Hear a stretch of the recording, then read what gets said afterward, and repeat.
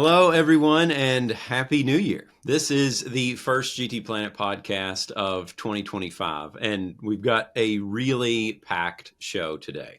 I'm joined by Andrew Evans and Chaz Draycott, and before we get started, Happy New Year to both of you. Feels like I haven't seen you guys all year. Yeah, absolutely. It's certainly been. I mean, it feels like a long time since the last one that we recorded, and even since the interview that Andrew and I did with Takuma. You know, that feels like so long ago now. But the festive period has this magical way of making time last forever, but Yeah. seemingly so short all at the same time. It's really strange. But Happy New Year! It's great to be back. Yeah. Let's jump into it. I think the first thing, obviously, that we want to talk about is Gran Turismo 7. It was kind of an interesting year for this game. And I should probably back up. First, for all of our viewers, we're going to talk about 2024 first and sort of the main highlights of everything that happened. And then we're going to talk about 2025 and what to expect. So 2024 for GT7 was kind of interesting. It felt like in terms of content updates, it was probably one of the softer years that we've had so far, which is to be expected because the game is getting pretty old. Andrew, I think what were some of the updates or content that stood out for you this year?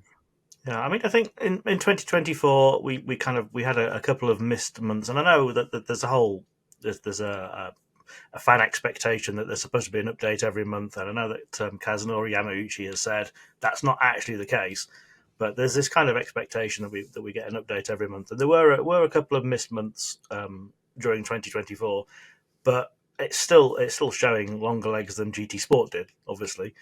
But I mean, there's been a few little high points in there. I mean, obviously we got brand new track, we got Eiger, which was it did come as a bit of a surprise that was the one we were getting. We did, of course, only get one track across the course of the year. There was some unique content. We got 2 Suzuki Jimneys. Yay! I think probably one of the highlights for me, although it's one that's probably been actually rather forgotten, was the Sony car, the Sony Honda Mobility Afeela, which is a car that Sony first presented as its own vision vehicle, I think in 2020 at the Consumer Electronics Show, so about 5 years ago now, and it's been refined year on year on year on year, and then now there's this partnership with Honda to actually produce it, and then of course we got that in the game kind of early mid 2024. The Genesis Vision Group 1, that was interesting, not necessarily because of what it is, but what it represents, which was kind of a soft launch of Genesis's, that's a really difficult plural, of Genesis's ambitions for Le Mans, as it turned out. The company is now entering its own LMDH into the 24 Hours of Le Mans, and so we're going to get to see the company go racing, and that was kind of like a not so much a soft launch as a kind of a proof of intent. So that Yeah. one was an interesting. I mean, it's a fantastically fast and very difficult car to drive, but it was what it represents more than what it is. I think we got the Toyota TS02. I think we got that during 2024 as well, which is a one from games past that fans are really wanted, and you know it's in Group 2 and you can't really drive it because it's not as fast as the Super GT cars, but it's a terrific looking car, and it's one that people have been asking for a while. So there's been some good bits and bobs coming. Chaz, what about you? Any standouts in particular? I mean, I was picky when sort of combing through it all. I think one of the key points is that after Spec 2 came out right towards the end of the year, 2024 was never going to sort of live up to that. So everybody was sort of looking towards every update thinking, is it going to be, Spec 3? Is it going to have this? Is it going to have that? And it was just content, either a track and some cars or just cars and the usual sort of little updates here and there.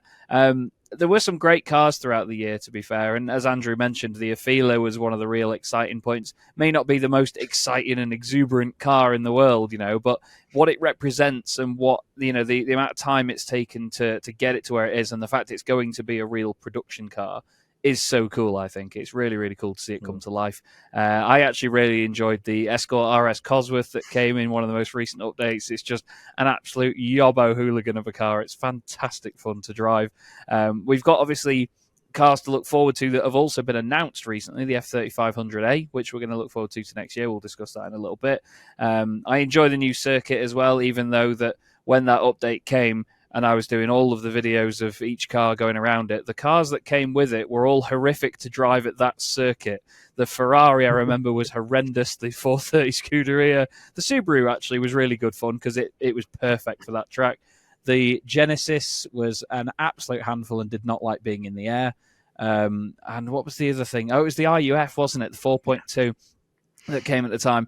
That's a pig of a car. Absolute pig of a car. But you know what? It's something different. It's something cool. I definitely think the Escort RS Cosworth, it may seem such a low thing to go for, but I've just grown up with them and I absolutely adore them. So it was really cool to see that come to the game. And that's one of the ones that was actually a big, highly requested car in our suggestions forum. We do seem to be getting actually quite a few cars that are coming through that every now and then we'll get something that's just a little bit left field, and it's one of those that's highly requested in our suggestions forum, which is always nice to see. The Jimmy. Of course, the Eiger update as well, that had its own issues, shall we say, with the physics and the bouncing cars, which was hilarious. It was a fun highlight for us. Got lots of content, but I imagine it was quite frustrating from a Polyphony point of view. Yeah, you get a bit of that, don't you, with a big update like that? What about you, Jordan? What are your highlights? Well, yeah, I think the TS020, of course, was a big one for me. I really enjoy that car. Have a lot of great memories with that car. I think, Andrew mentioned earlier that there were some months that were missed in terms of the updates. And so I think from a community perspective, from a fan perspective, I think a lot of people felt like the game started to sort of lose momentum that it had in 2023.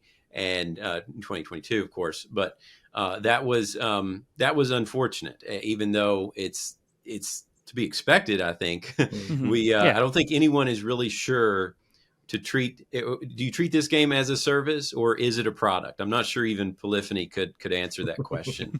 But a lot of people expect and treat the game as if it is a service, and so they expect these regular updates. And then when you miss those updates at that same tempo and that same cadence, people are not going to perceive it positively. And we also didn't have any significant updates as we did with PSVR 2. Of course, that was quite a bellwether moment for the game itself in terms of just it changed everything, and a lot of people were really excited about that, and it felt like a whole new game. And we didn't really have anything like that. We had the PS5 Pro update, which is probably the most similar thing, and we'll get to that in a minute. But yeah, it felt like the game was starting to lose steam a little bit, and I think that's to be expected, of course. But it gets people grumbling and starting to question what is the future of GT7, and it gets them talking about GT8, which is another thing we'll get to here shortly. The other thing, of course, which we did have was my first Gran Turismo.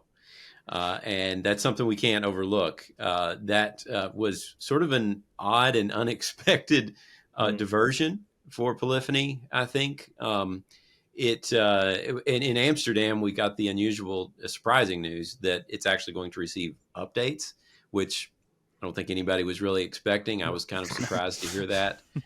Sounds like it's going to sort of evolve alongside the main game, I guess, the game that you actually pay for. So it's almost like that's going to be a platform on its own, like a free sort of platform to get people into the series, which is kind of unusual, kind of surprising.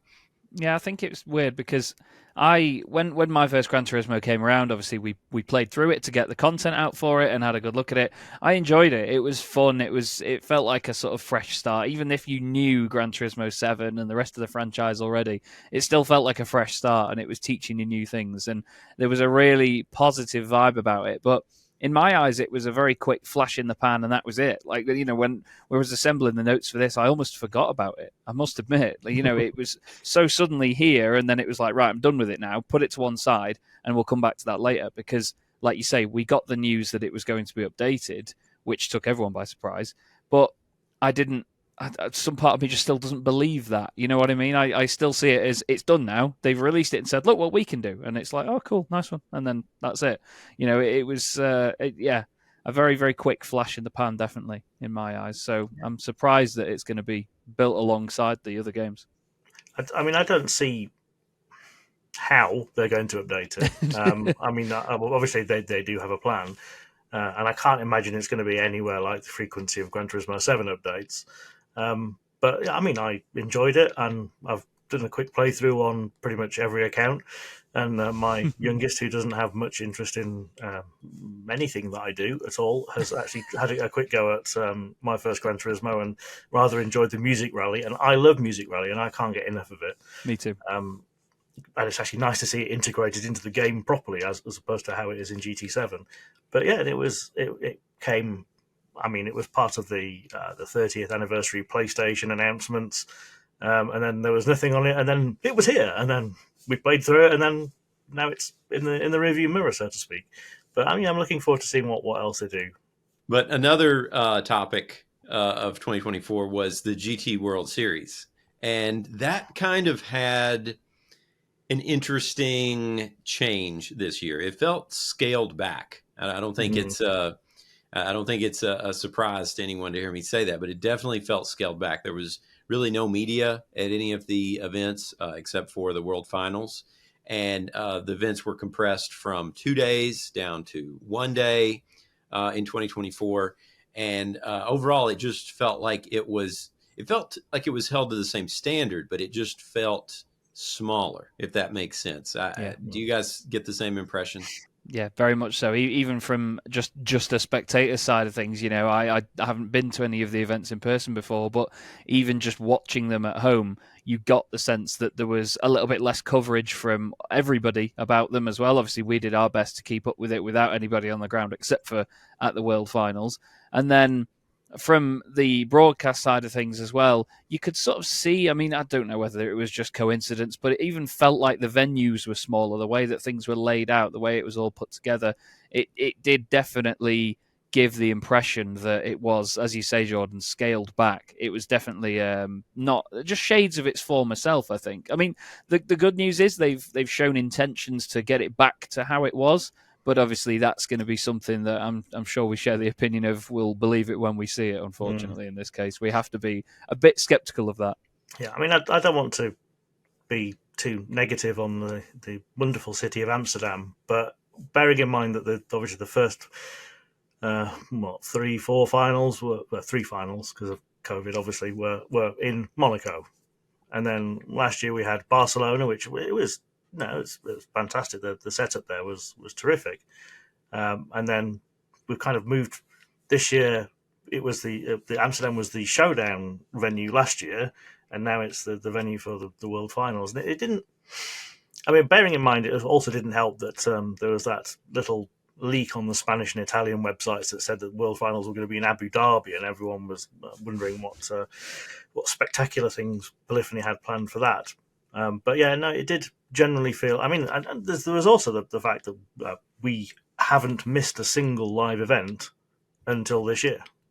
True. We've been at all of them, but the first 3 rounds there was no media at all, as far as we can tell, and obviously Jordan was at the final.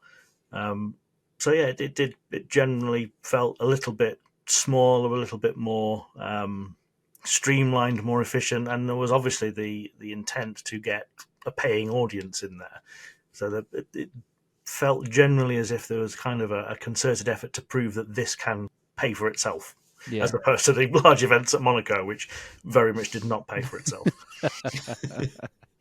Yeah, those were pretty extreme. I was just looking back at some of my personal photos that I'd taken from those events at Monte Carlo, and wow, I mean, those really were special, weren't they? I mean, that I didn't take it for granted at the time, but just looking back at it, like, wow, what a unique experience. And at those World Finals, even we had these major Vision GT car reveals. I mean, we had like the Lamborghini Vision GT reveal, the Ferrari Vision GT. These are like massive brands that were highly anticipated. Their Vision GT projects were highly anticipated.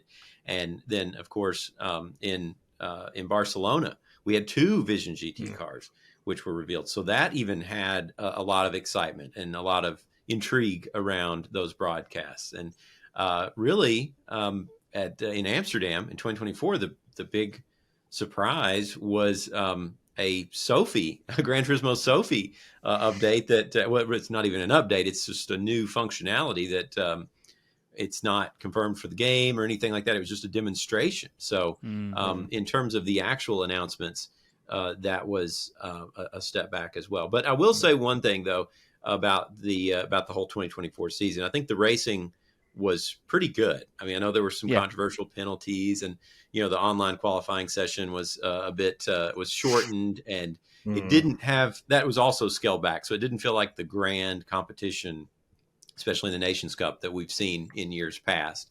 But the show, I think itself, the actual product that's being put out, that still felt pretty great. And I think the way that 2024 for me will always be about Takuma Miyazono and his incredible performance at the Nürburgring. I mean, I know that was the last thing we saw, but for me, I was like, wow, can this guy really do this? And he did.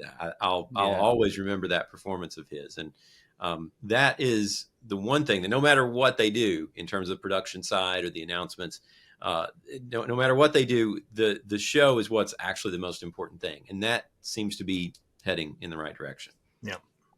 100%. I think the controversy and the drama of it that you mentioned is, you never want to see it at the end of the day. You want everyone to have the cleanest and most uninterrupted fight they can. But, from a spectator's standpoint, it's always great to have that bit of drama around it as well. Really builds up how memorable an event like that can be. If there wasn't to be a performance like Takuma Miyazono put in at the Nürburgring, the talking point would be the controversy and so on. And it's, any press is good press, they often say.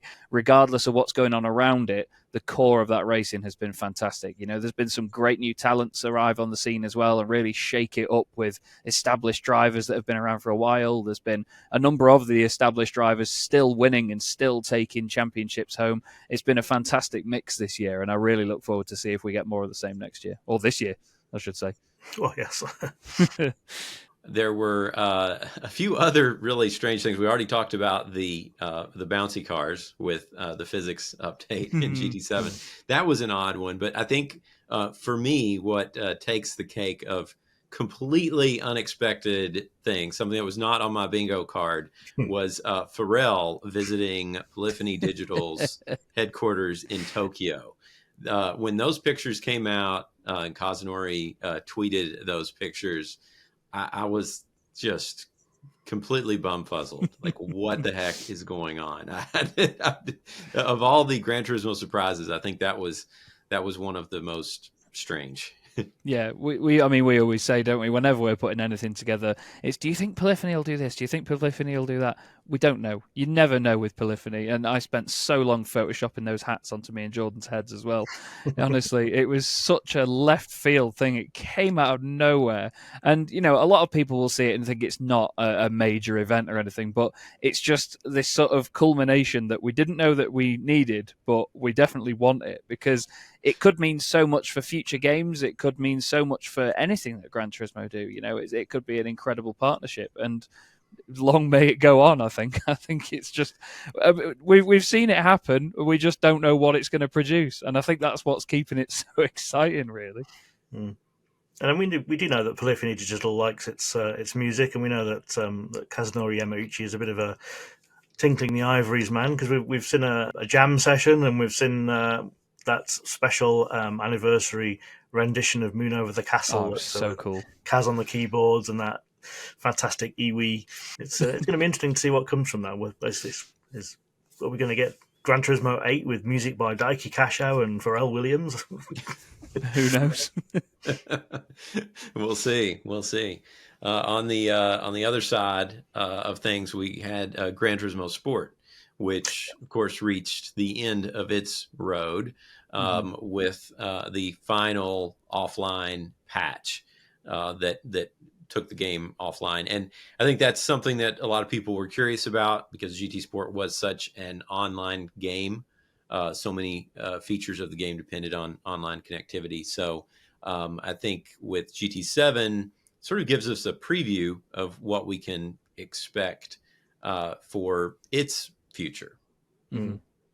Yeah, it gives you an idea of how it's going to go down when it eventually comes to the end of its life. And I know there were a lot of people that were very sad to see GT Sport go that way because, regardless of how many people have moved on to GT7, naturally, GT Sport, I think, paved the way for so much of what GT7 does and how the GT World Series operates as well, of course. I think it was an incredibly, if not one of the most important games in Gran Turismo's entire history. So it's been a huge shame to see it go down like that. But it happens. It's just what it is, isn't it, unfortunately? Yeah, and it's possibly the best outcome for it is that it's obviously you couldn't play anything in GT Sport without an online connection. Now they've had the switch flicked, and now GT Sport is mostly playable with entirely in an offline way. There's a few things that don't necessarily work all that well anymore, like the mileage store that's gone, and there's the whole liveries thing that's strikes me as a bit weird, the way that liveries are treated. But it does give us a kind of an insight into what could happen with Seven at the end of its life. Because, I mean, we like going back and playing old GT games. I've got a shelf full of them over there. I'll pop a disc in, give it a whirl. And people were very worried that with GT Sport, once it was off, you got 6 cars and however many tracks, and that was it. But it's nice to see that the game has been preserved in that way. I mean, I second that. I'm playing through Gran Turismo 4 at the minute. I'd never played it when I was growing up, and I was told by so many people it's the best one, so play it. I'm still playing through it now and absolutely adoring it. And it's great to see that there are little nuggets of it where the games have continued to carry on with a certain theme or like little details and features. Even now in GT7 still reflect all the way back to the likes of GT4. So, yeah, hopefully there will be still some inklings of GT Sport in future games to come as well. I'm sure there will be because it really, like I say, paved the way for a lot of it. Yeah. And in terms of games, coming back to games that we love and games that mean a lot to us. I know, Andrew, one game which you will want to keep coming back to for years and years is Test Drive Unlimited Solar Crown. I knew you were going to go there. That's a game that's near and dear to your heart, I know. Yeah, so just for the record, I actually quite like the game. I don't like pretty much everything else. The launch of it, and this is going to be a very rare moment where you hear someone on GT Planet swearing, the launch of it was a total shit show. It was ridiculous. I got essentially 24 hours to review it, and I'm very, very glad that I actually took the time to do it on that Monday because there were server problems basically from the Tuesday onwards, right through the pre-launch period when all the people with the gold edition who paid $20, $30 more were supposed to have their early access right the way through launch. It was just inaccessible. It's not helped by the fact that you had to have a Nacon account to connect, also a KT Racing account to connect to the game, and so you had to create another account, which is another thing that I do wish people would stop doing that. Stop making us make accounts to log into our other accounts to log into our games. Yeah, they're not unique. Ubisoft does it, EA does it. I hate it. Whoever does it. And that wasn't working. People couldn't get the emails through. They couldn't get into the game. You couldn't get into anything whatsoever. It was completely unplayable for these people who spent. And this is a lesson: do not pre-order games. And obviously on the PS5, the graphics were just ridiculous. There's been improvements to it. I have actually been playing it on PS5 Pro recently, and it's got better. It's as well as the fact you can now access it. It looks better. It kind of the frame rate, it holds better. Obviously, it does on the PS5 Pro, but on the base PS5 as well, the frame rate holds better. There's less of the traffic suddenly appearing in front of you or disappearing. It plays better as a game now. There's still a very long way to go. The handling is, but at least the AI now are actually something we actually brought up in our review, is that they behaved completely differently. They were on their own physics, their own rules. They could do whatever they wanted. That's now kind of been got rid of. Now the AI plays to the same standard that you do. So it has improved. It's got better. I do like dipping in and out of it. The Ibiza expansion has come, of course. So you've got the island, or the city of Ibiza on the island of Ibiza, as well as Hong Kong Island to play on now, which is great fun because I'm always on the wrong side of the road. I can't work out why I do it. And Forza Horizon 4, driving on the left, I drive on the right. In Forza Horizon 5, driving on the right, I drive on the left. In Test Drive Unlimited, Hong Kong, you drive on the left, I'm on the right, and then we'll go to Ibiza and I'm on the left and I should be on the right. I can't do it. Something wrong with my brain. But it has been improving. Obviously, the studio has been quite contrite about it, and they've been doing their best. There was a free weekend towards the end of the year, and a few people on our forums have tried it and given their opinions, both sides of the coin on that one. But yeah, it's a real shame how it went down, and looking forward to seeing how they can pull victory out of the jaws of defeat, kind of like No Man's Sky, actually. Hell of a comparison, but you know what? I mean, it's Andrew sent us. Trust me, when Andrew was reviewing it, we knew about it in our little group chat that we've got going on. But when Andrew first sent footage of it, I genuinely thought he was winding me up with like footage from a game that I'd never heard of, and just sent something from like 10 years ago, because the reflections, the shadows, even the actual car models, like the way that I think it was there an Audi Q7 or something in it? Yeah. The wheels were like the tiniest little things in the world, and it was really flat and long, and it just, none of it looked right at all. It's good to see that it has improved since then, and they figured a lot of it out, but yeah, it was shambolic at best, I think, to say at the beginning, wasn't it? Yeah, it really was. That hopefully there won't be too many more updates. I'm going to make sure that Andrew keeps us on top of all the latest news for that game. You know, one interesting thing about that game, I will say this, is that review that you wrote, Andrew, that got a ton of traffic. It was actually a really, really popular game in terms of fan support. I think there was a lot of interest in that game, which is interesting. So it's really a shame that it didn't deliver in what it promised, and it was so disappointing, because there were a lot of people who were eager to play it. So maybe they can turn things around. We'll see. I was really, really concerned when I posted the review out, because obviously one of the first things we do is we look at other people's reviews, and nobody was scoring it like we were. Well, there were a couple of places that were in the same sort of ballpark, but a lot more people were kind of more on the positive, on the kind of the 7, 8, 9 out of 10. And I was like, have I got this wrong? But yeah, when the public started reviewing it, I think the Metacritic score, the Metascore is around about 53 for the PS5, so it wasn't too far away from what we were rating it. And I know we got a lot of stick in various quarters saying, "Oh, you Gran Turismo shills," and then people played it, and yeah.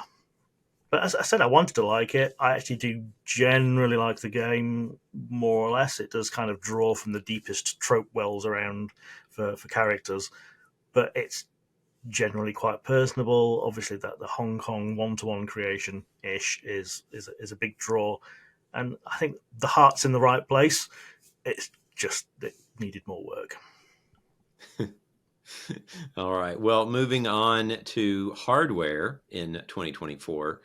It's actually quite a bit of news in that department. The main headline, of course, was Corsair's acquisition of Fanatec, which I think is probably the best outcome of that whole situation that fans could have hoped for, because Fanatec had really sort of they seem to have backed themselves into a corner financially, and there was a lot of drama.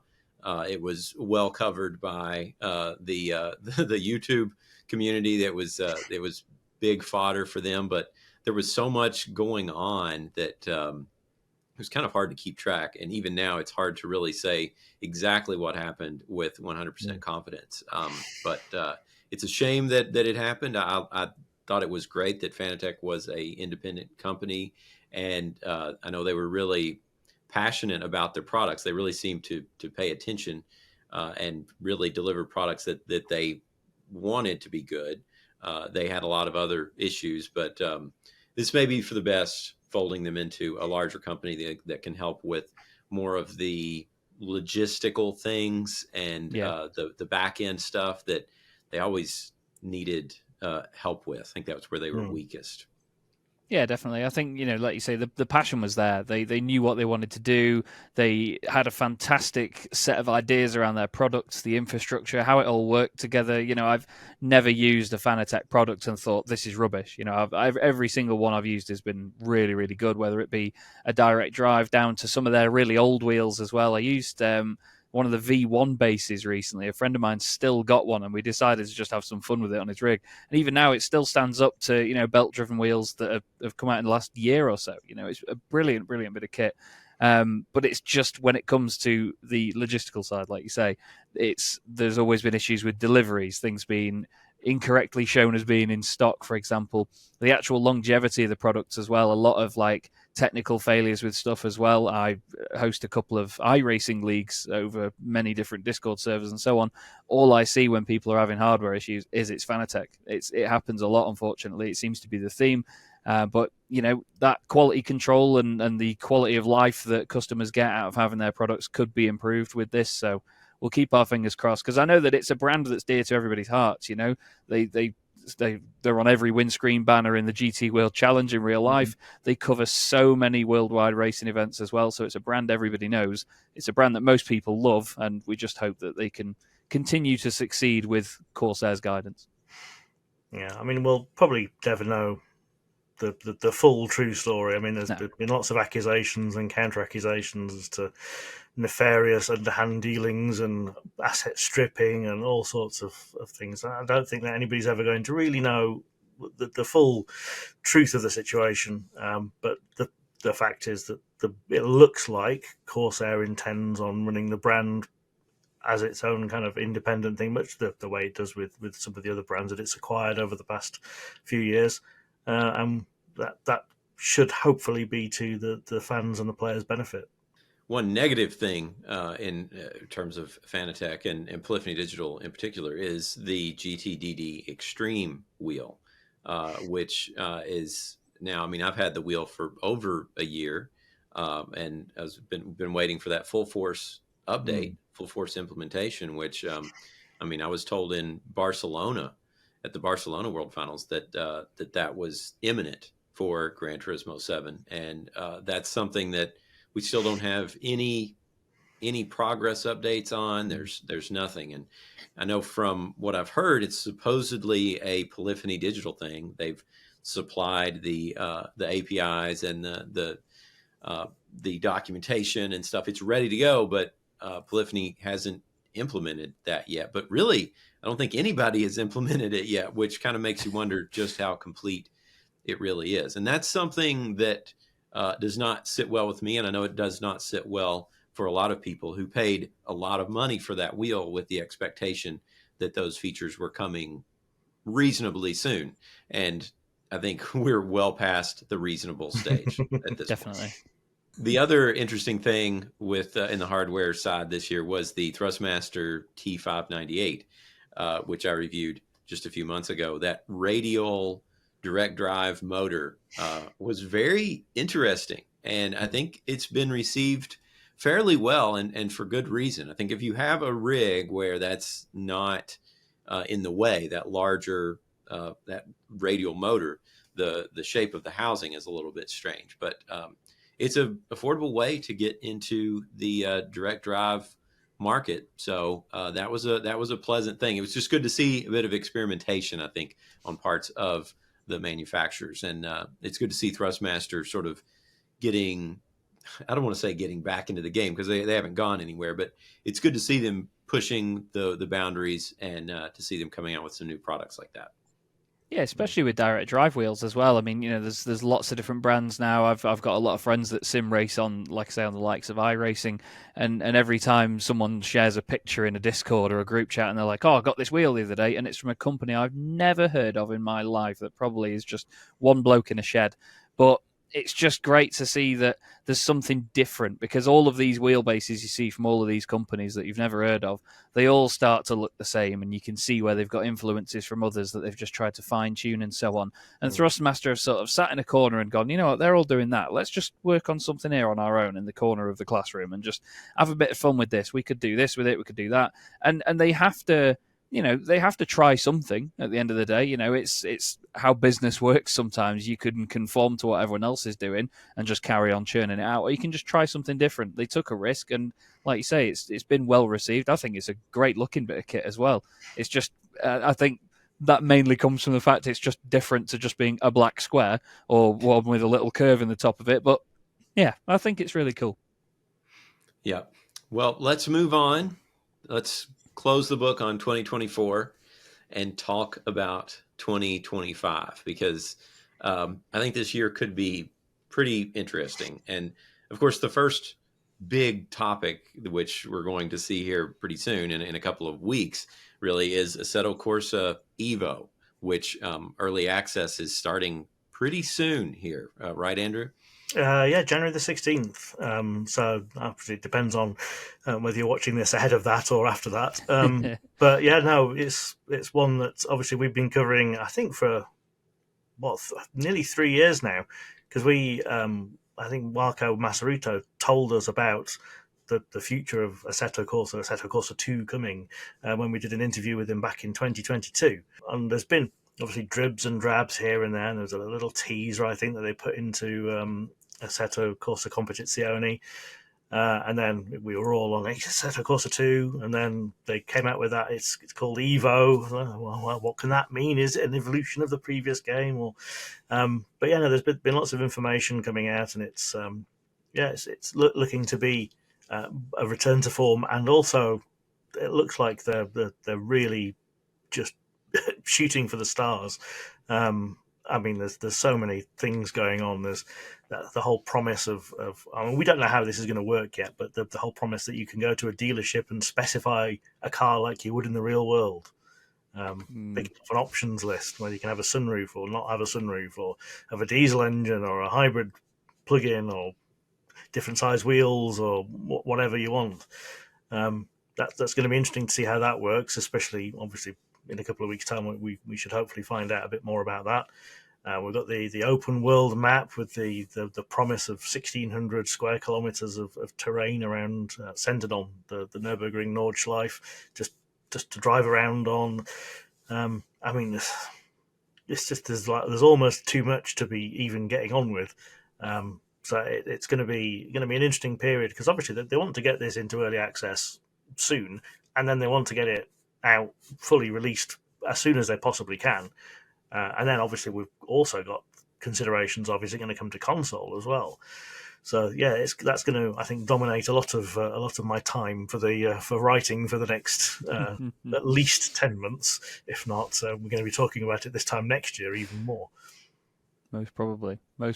I think the way I was thinking of putting it is, I'm almost worried for Kunos for when this goes into early access, because they have committed to so much with this. Like Andrew said, they are really shooting for the stars.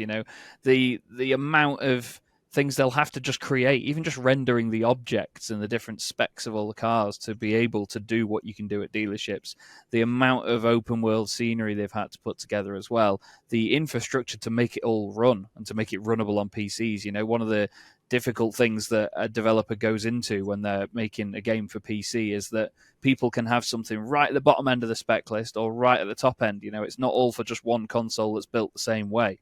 So there's this huge window that the game has to operate in. Obviously, there will be minimum specs and so on, so people will know whether they can or can't run it, but they'll try and make it as accommodating as possible. And I think that I'm definitely on the skeptical side of the fence with whether it's going to work or not, because especially straight out of the gate with early access, because they are putting so much into one game. They've had a long time to do it, but that doesn't necessarily mean that they are going to hit the nail on the head. I mean, people always take the mick out of iRacing because it takes them 9 years to do something, then it's still not right when they release it. But, I really do hope they can do it, because I love Assetto Corsa. I still mod it and play with it now. If I just want to drive around for the sake of driving, I'll go on Assetto Corsa because it's so much fun and it's so realistic. But I'm very skeptical that it's going to work at this point. But I'm happy to have my mind changed when it comes around, and I'll definitely be trying it out. Yep. Another title which hopefully we'll be learning more about soon is Project Motor Racing. That's sort of one that I tend to forget about for weeks at a time, and then I see it pop up in our forums again, and or I get an email from them, and I'm like, oh yeah, that's still coming. I don't know. What are your thoughts on this? Obviously, Project Cars 2 is something that still has an awful lot of love from our community, and obviously Ian Bell himself does frequent GT Planet from time to time. I think he's called us one of his favourite forums, which always nice to hear.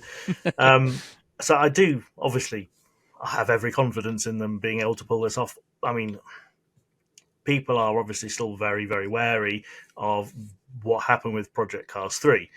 There are reasons for what went on with that, and I think Ian didn't even want to call it Project Cars 3 in the first place. But yeah, I mean, we've heard more than we've seen, I think, from Project Motor Racing. It's had, I think, 3 names so far. The development studio has had 2 names. They've had two different publishers and 2 different game engines. It's now running. Let's not be too cruel. It's now running graphically on. I think that's correct. Is it graphically or is it the physics engine? But it's running. One of them is running on Farming Simulator, which I tried to play a little bit of. Couldn't get on with it at all. But that's the amount of relevance it's going to have to a racing game. Who knows? But obviously they know what they're doing. They know what they want. They're very focused. They've got the team from obviously brought largely from Project Cars 2 and from GTR back in the day. So I mean, if anyone can, they can. But I really do want to see more before I kind of commit to any kind of concrete thoughts on that one. Yeah, I think it's great that they've brought the 2 groups together. I mean, like you say, GTR, what a classic title it was. GTR 2 as well. I don't know any sim racer that hasn't played GTR 2, to be honest with you. And, everybody loves it, and everyone always harks back to just how good a platform it was. It still gets modded to this day as well. It's that good. So I'm very hopeful that they can pull something together, because, again, they're people that have the passion for the right details that racing fans and sim racers want to see. So they know what the people want really well. And at the end of the day, if you end up going off the circuit, at least with the little details from Farming Simulator, you'll be able to admire the fantastic grass physics when you're heading towards a barrier or something. I don't know, but yeah, it's definitely an exciting title. But like Andrew said, a lot more has been heard about than has been seen, so we're just still watching the clocks and waiting. Yeah, I'm just looking at the list here of stuff that we put together for this show, and I mean, there's actually a ton of stuff that's coming. We don't really have a lot of information yet, but I mean, Of course, we just talked about AC Evo. We've talked about Project Motor Racing. We've got Forza Horizon 6, which we should be hearing about at some point. We have F1 25. We've got Wreckfest 2. We've got Rensport. We have that Amazon developed title. It's being developed by Maverick Games, which of course is the former Playground Games staff. We have that Endurance Motorsport Series game, which is still really hazy. There's been rumors of Forza coming to PlayStation, Grand Theft Auto 6, and then of course Gran Turismo 8 out there somewhere in the ether. I mean, this is kind of ridiculous. I started looking at all these things, and I'm like, we could talk about all these things, but we'd be here all day. Like, which one of those stands out to you? I mean, what do you guys think about where we're at right now in terms of the racing game genre? Not just racing game, but driving, I guess, in general. I think it covers the entire spectrum, and that's the best thing about it. And the even bester thing is the fact that some of these games don't just stick themselves in one niche of motorsport or cars in general. They don't just stick to road cars or racing cars. They'll do off-road stuff as well. They'll do sometimes motorbikes, and even when it comes to the racing side of it, you've got endurance-focused games, but also ones that you can do sprint races or endurance races in. There's always something to keep people happy. And then Wreckfest, you can knock 7 bells out of each other and have a fantastic laugh. I've recorded a lot of content on that game with my friends. I've never laughed so hard on a racing game in all of my life. It is fantastic fun. The only thing about Wreckfest 2 that I don't look forward to is the story mode, because the trailer and everything was the cringiest thing I've seen in my entire existence, and I really hope that they sort it out. But I can ignore that and just smack the hell out of my friends on it instead, if needs be. Yeah, I cringed so hard I lost 2 inches in height. Can't afford that, can you? Yeah, well, no, not really. But yeah, I mean, there's things I didn't even jot down. I think we're still waiting to hear more on Recreation as well. Tokyo Extreme Racer, which we've been talking about on the site today, that's also going into early access. But no, that one's just come out of nowhere. That was 18 years on. Here's a new Tokyo Extreme Racer. What? And now it's in early access. Sorry, what? We don't know if that's coming to console yet or not, but fingers crossed. Lots of rumours of Forza moving onto PlayStation, because obviously Xbox has this approach where every device can be an Xbox, and they have been kind of, I don't really want to say experimenting, but they've been trialling a few titles already. Forza seems a natural fit, the Horizon particularly, but Motorsport as well. And Forza Motorsport continues to develop. There's been more or less, I think, a track every other month came to Forza Motorsport last year. I see if they can keep that up. I know there's a big update with BMW, lots and lots of BMWs coming in January. Ren Sports, that might be on its way. Again, that's a bit of a niche title. Not quite sure what to make of that. Don't really know what to make of the thing that Maverick's doing, this narrative-led racing game. Horizon 6 might be on its way. We don't, 5 seems to be moving towards a kind of a more of an end-of-life status at the moment. There's the recent introduction of the hide-and-seek mode, which I think was the third shoe we were waiting to drop. I don't know who's got 3 legs. But they've also had the Horizon Backstage Pass, which was the herald for Forza Horizon 4, moving towards that kind of end of its life. So 6 might be on its way. We might hear some more about it soon. Spring, summer, possibly. That's the usual kind of thing for that. We don't know where it's going to be set. Lots of people are, Japan. But it could be pretty much anywhere. No, I don't think we were thinking Mexico was going to be the location for 5. Of course, GTA 6 isn't, really a racing game, but, it's quite heavily car themed. It's named after, the crime of stealing cars. But we do. Right. I mean, I think we covered a bit of GTA 5 where there was a big racing update. I don't think it was last year. I think it was the year before. There was a big update that was racing focused for that we covered.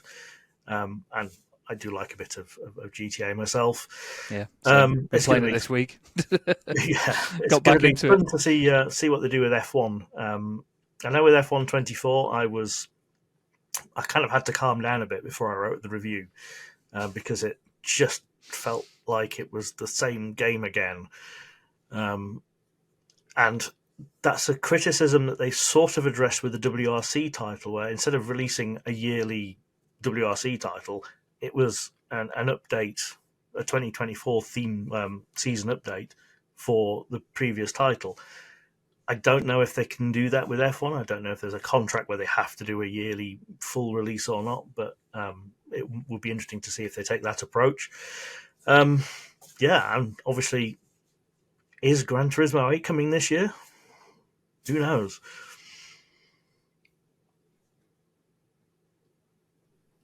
Who knows? Nobody's going to say anything.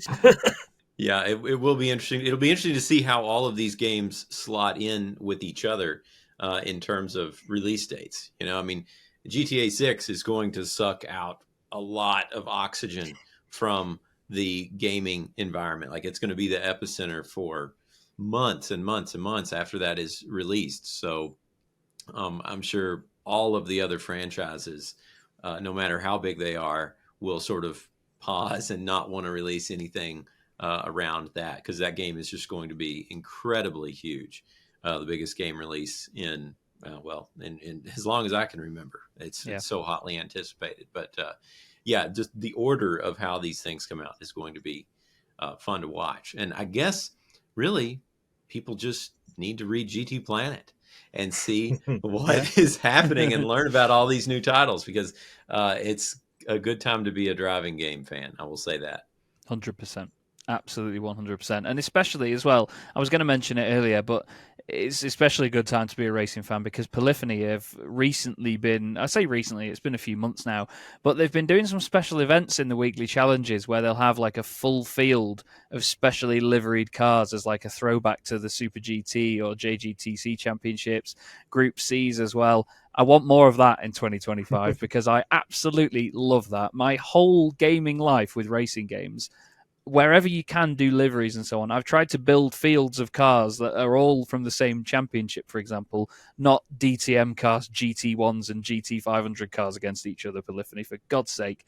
But just have a field from the same championship replicated in a game where there's so many different environments to race in. And having those events provided to us, the work that must have gone in to make those fields and so on is epic. And I really look forward to more of that in 2025. I just wanted to get that out there. Please do more of it because it's really cool. That's all Chaz wants for 2025. That and Midfield Raceway. Fair point.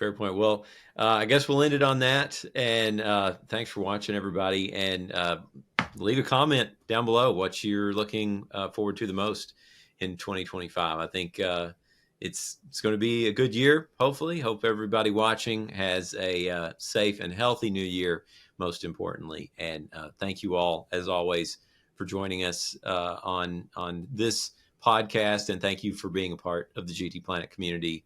GT Planet turns 24 years old in just a few weeks here this month in January, which is hard to believe. So we might have to do a special podcast for that coming up. But as always, thank you guys so much for being part of GT Planet and watching our content. Thank you for all of your support in 2024 as well. We had a great year, and we really kind of got this podcast going in 2024. So I think that's something that will be notable for us, for the three of us at least. Yeah. It was the year of the not podcast, and now it is officially the podcast. So we'll have to keep things going. And great to see you guys, and we will be back soon. Happy New Year, everybody.